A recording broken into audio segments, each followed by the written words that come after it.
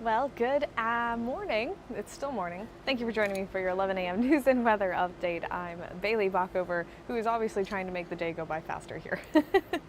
I hope you all are having a wonderful morning. This Monday morning, we have some beautiful weather ahead of us, but before we get to your forecast, I do want to dive into some of your top headlines. A suicide suspected in inmate's death at Pascotank Correctional. Officials say 49-year-old Tyrus Sanders was found unresponsive in his cell around 8:30 p.m. on Friday. Staff performed life-saving measures on Sanders, but local EMS pronounced him dead just before 9 p.m. Law enforcement and the state medical examiner are investigating his death. The NC Department of Adult Correction is fully cooperating with the investigation and is conducting its own. Sanders was convicted on habitual felon and drug trafficking charges in July in Catawba County. His projected release date was 2041. And in other news, Mr. Beast here in Greenville and the Rockefeller Foundation are teaming up to spark youth philanthropy and fight child labor. Greenville native Jimmy Donaldson is teaming up with one of the nation's largest philanthropies to make a difference in child labor. Beast Philanthropy, the charitable organization started by Mr. Beast's founder, Jimmy Donaldson, and the Rockefeller Foundation announced a strategic partnership Monday. The idea is to pair Donaldson's unique ability to capture youth attention spans with the foundation's 112-year history of using its resources and technology to tackle global problems. Speaking together ahead of a November 21st video shoot at Mr. Beast's Greenville's North Carolina studio, the partners complimented the respective strengths that they hope to exchange with one another. The president of the Rockefeller Foundation said the philanthropic sector has long failed to capture the hearts and minds of hundreds of millions of young people. He said Mr. Beast can help them engage young people and inspire hope and communicate their work more accessibly.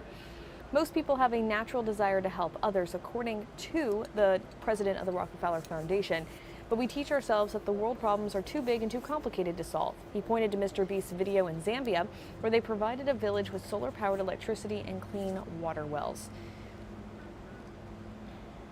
The Rockefeller Foundation has consulted Mr. Beast on how they should go about the case study, according to Donaldson. To that end, the two organizations will visit Ghana early next year to learn from one another's work in development, community-led change, and global storytelling. Donaldson said he wants to use his influence to inspire youth to do good and volunteer and donate and care about these projects. But he hopes the Rockefeller Foundation can help him be more efficient and make a real lasting change.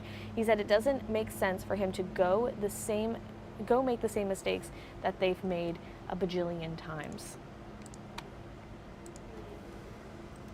Now moving to two ENC election hearings that are happening today. One that started at 10, we'll bring you the latest on that, and one that is happening later this evening.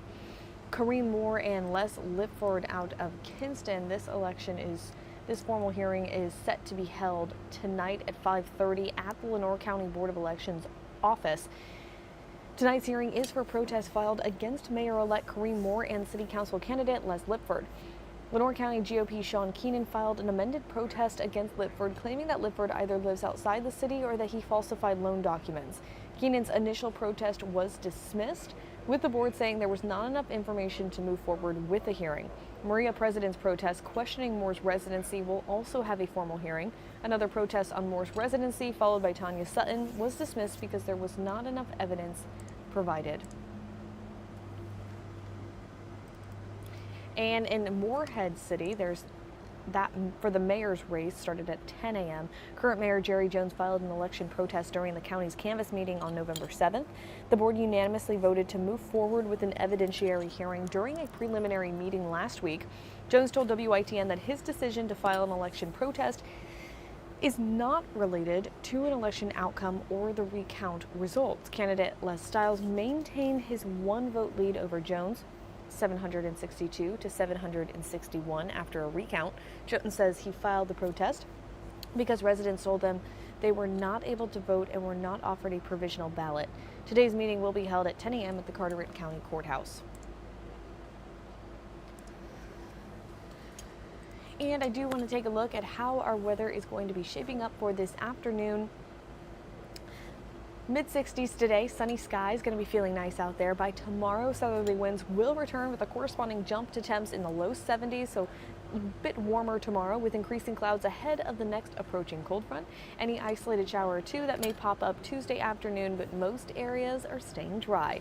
That is until our next system arrives Tuesday night into Wednesday with a 40 to 60% chance of rain, along with gusty south winds lifting the highs back into the mid-70s. Much colder air builds in for Thanksgiving and sticks around through Saturday.